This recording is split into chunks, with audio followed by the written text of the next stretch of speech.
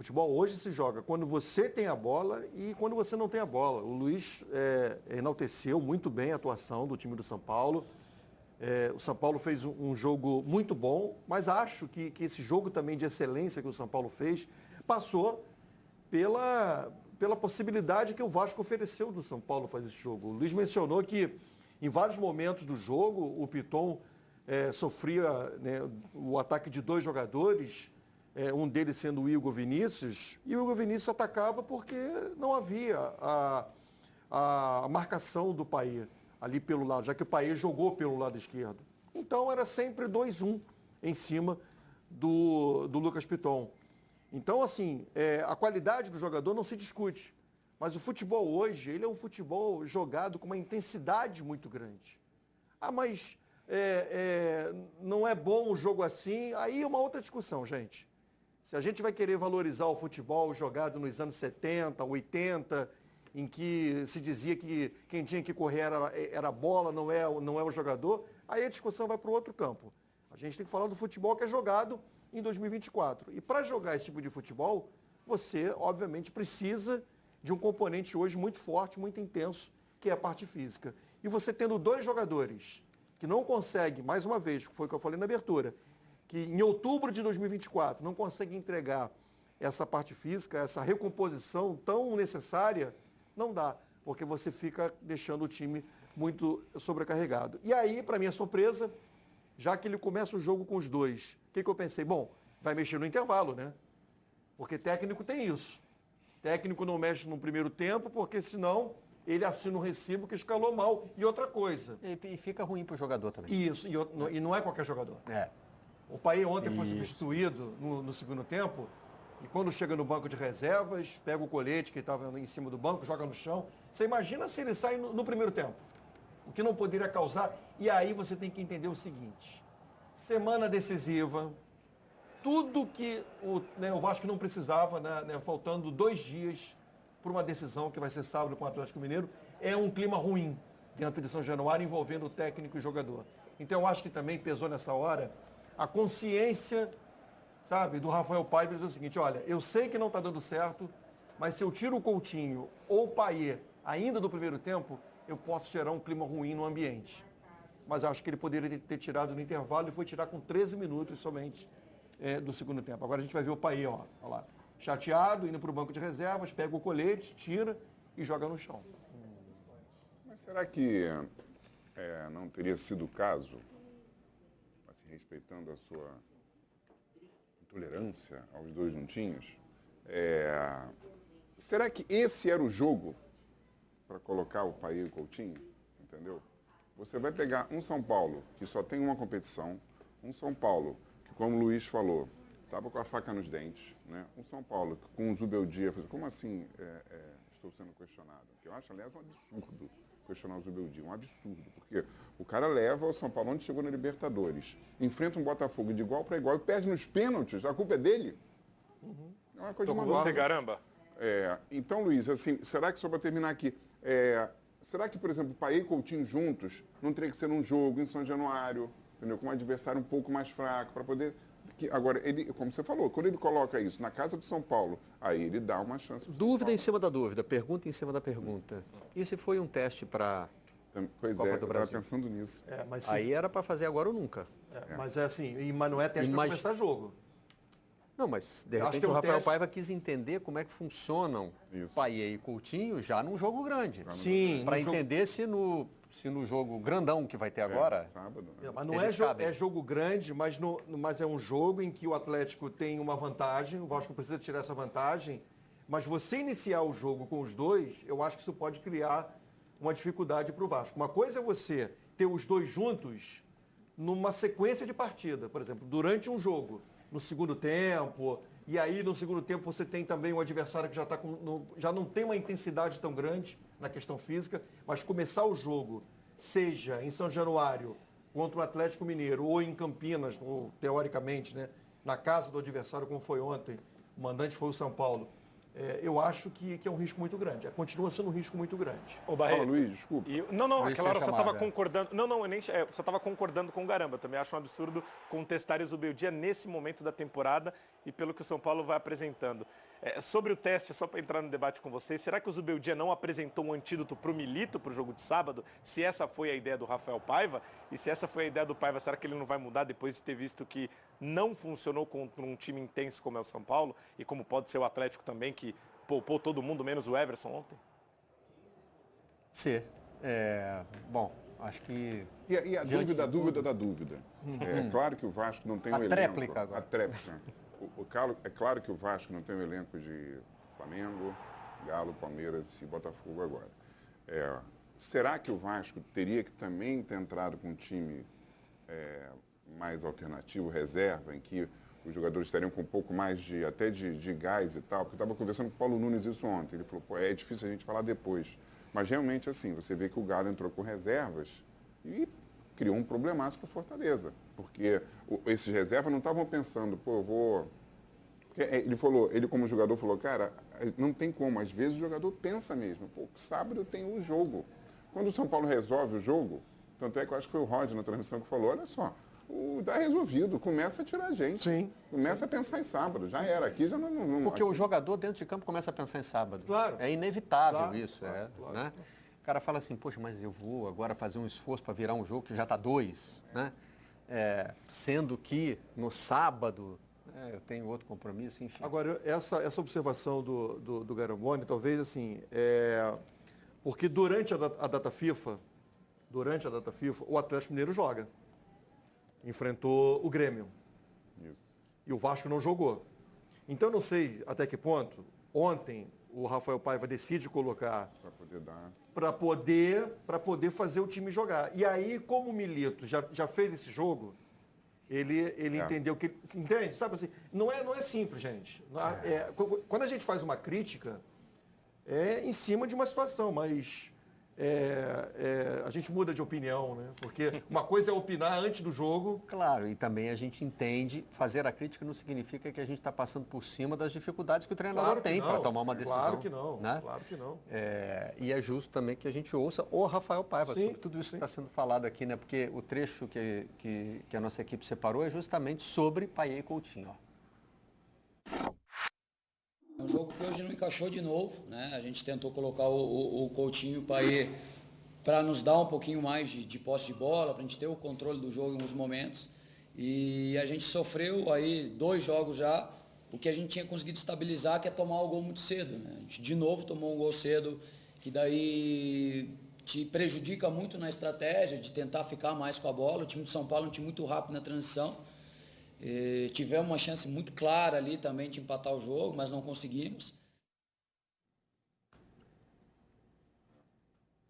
Mas aí que tá, o que o Aiello falou naquela hora? Aí tem essa questão, né, do ambiente, do vestiário e tal. Tem que chegar bem no sábado, tem que chegar com um elenco harmônico e tal. E aí ele tenta fazer isso, aí o Payet é substituído e... Não, mas imagina se faz no primeiro tempo. Seria, porque assim, jogar o colete... Foi uma demonstração de insatisfação. Agora, se faz no primeiro tempo, ele não sei o que ele ia fazer. Se ele jogou colete no segundo tempo, imagina se ele é substituído. Porque, vamos lá, começa o jogo. O São Paulo faz 1-0 com 8 minutos. Como disse o Rafael Paiva, a gente tomou o gol muito cedo, então desarmou aquilo que eu imaginei. Na teoria, se desarmou, tem que rearmar. Vai rearmar como? Fazendo troca. Aí você vai tirar um Payet, um Coutinho com 15 minutos de jogo? Olha o desgaste que isso pode gerar numa semana de decisão. O jogador vai sentir o quê? Peraí. Então quer dizer que a culpa é minha, do time ter tomado o gol? Quer dizer, o time agora só vai melhorar se eu sair do jogo? Não é simples, gente. Essa é o tipo da decisão que o técnico tem que pensar numa série de coisas. Tem um componente tático, tem um componente físico e tem esse componente, sabe, do ambiente, da atmosfera. Faltam 2 dias para o jogo e o Rafael Paiva mencionou isso. O jogo mais importante da história do Vasco nos últimos 11 anos. Ele falou isso na entrevista ontem. Nos últimos 11 anos, o Vasco está a 90 minutos de ir para uma decisão de Copa do Brasil. Há quanto tempo o Vasco não participa, não vive esse momento? Então, uma coisa é você perder um jogo de Campeonato Brasileiro, que é ruim, do jeito que foi. Outra coisa é você, além da derrota, levar para dentro do teu vestiário um ambiente ruim, para você ter que administrar uma insatisfação de um jogador. Agora eu queria fazer um elogio, Luiz Teixeira. Opa, vamos embora. com esse novo futebol e tal, às vezes a gente acaba... Às vezes você vai num estádio, né? Aí depois acaba o jogo e fala assim, pô, vem cá, eu paguei esse ingresso aqui, o que eu vi? Um jogo tático, pensado, estudado, então, mas cadê um lance bacana, bonito e tal? Cara, o gol do Lucas, o terceiro gol de São Paulo, eu achei o famoso gol geométrico. Tem uma sutileza nesse gol, assim, que mostra como o cara conhece o campo, a jogada, que é o seguinte, primeiro ele traça uma reta, né? O segundo, então. Dentro da linha do gol geométrico. Foi o segundo? O que ele corre é o segundo, o terceiro é o de cabeça. Então tá certo, né? Então eu É o segundo. ontem. É o segundo. Aí quando ele sai, quando ele dispara, né? É uma reta. Aí ele deixa o Pumita para trás. Eu estava aqui pensando onde você viu tanta geometria no gol de cabeça. Estava acompanhando aqui atentamente para chegar lá. Mas... um gol de cabeça de escanteio. Eu estava acompanhando o raciocínio dele no terceiro gol, sabe como? Numa reta de você ir ao encontro da bola e subir como ele subiu. Com 1,74 m de altura. Eu também estava tentando ir por aí. É o chamado jogador que ataca a bola e o Maicon fica esperando. E antes de falar, eu pensei aqui rapidamente comigo, assim, não, foi o terceiro mesmo, né? Porque aí foi de cabeça, segundo e tal. Culpa do Paulo Nunes. E aí, então ele traça essa reta nesse segundo gol, né? E aí ele já deixou o Pumita para trás, ok. Porque ele já acelerou, então já deixou o Pumita para trás. O Pumita não conseguiu. Aí o Maicon vai chegando para dar o bote, né? Que os zagueiros têm muito fazendo isso. Ele dá o campo para na hora H dar o bote. Só que quando o Maicon fala assim, é agora que eu vou dar o bote, o Lucas dá um toquinho para a esquerda. Ele sai da direção do gol, então ele evita o bote do Maicon num toque. Tum! E, ao mesmo tempo, ainda na linha geométrica, ele abre um ângulo para chutar no outro canto. Que aí, esse toquinho para a esquerda, ele tanto evita o bote do Maicon, como o Léo Jardim faz assim. E aí ele abre o ângulo para chutar no outro lado. Essa sutileza da dinâmica do jogo, que eu acho muito legal, assim, porque às vezes a gente fala só do golaço, aquele gol plástico e tal, mas é um gol praticamente autoral, né? De um cara que sempre fez isso, né, essas arrancadas, mas já está com mais de 30 anos, então você fala, Pumita, pega esse aí. Não pegou, né? Não pegou.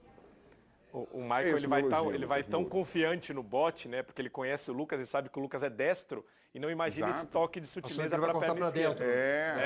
Mas eu acho que para o torcedor do Vasco a expectativa era uma falta técnica lá atrás, antes, para evitar essa arrancada, para o jogo. Aí a gente vai essa é a característica do Lucas, né? Aí a gente vai brigar, Luiz Teixeira. Eu sou contra a falta técnica. Eu acho que a falta técnica não é parte do jogo. Só eu no Brasil acho isso. 50 segundos do segundo tempo, ela dá no meio do cara. Claro. Ninguém treina falta no treino. Agora vamos treinar. Você bate assim, você treinar, bate não, assim. Mas técnico mas não faz parte do jogo. A palavra é falta, ou seja, tem a regra. A falta, mas a falta faz parte do jogo. Não faz. Faz. Não, claro que não. Claro. A falta é o antijogo. Não, a falta ela é uma expressão do jogo. Não, é permitido fazer falta. Na regra não é assim. Se você impedir o jogador, é uma falta. Faz parte do jogo. Ela está inserida no jogo. Claro que eu vou morrer com essa ideia, eu acho absurdo. Absurdo. Falta técnica. Gente, assim, só o nome já é uma maluquice. Fazer falta não é uma técnica. Mas pode ser uma estratégia do jogo. Sim. Então você foi contra o Suárez, meter a mão na bola e evitar o gol de Gana. Mas foi mão, não foi falta técnica. Já pensou se o Casemiro faz uma falta técnica no Modric ali e a gente não toma o gol de empate da Croácia? Pois é, significa o quê? Falta técnica para mim significa que você tem um time de futebol que você não sabe marcar, você errou na estratégia, você errou na sua tática e aí você vai para uma falta. Não, agora você está indo pelo romantismo que o Aiello combateu no começo do programa. Mas deixa eu fazer um pouquinho. Eu adoraria ver um futebol sem falta. Também. Seria lindo. Eu acho loucura. Aí é gol, aí a torcida, em vez de falar assim, caraca, como é que deixou, como é que errou nesse bote no Vasco, como é que deixou o Lucas Moura sozinho? Por que não fez a falta técnica? A falta técnica é o último do último do último.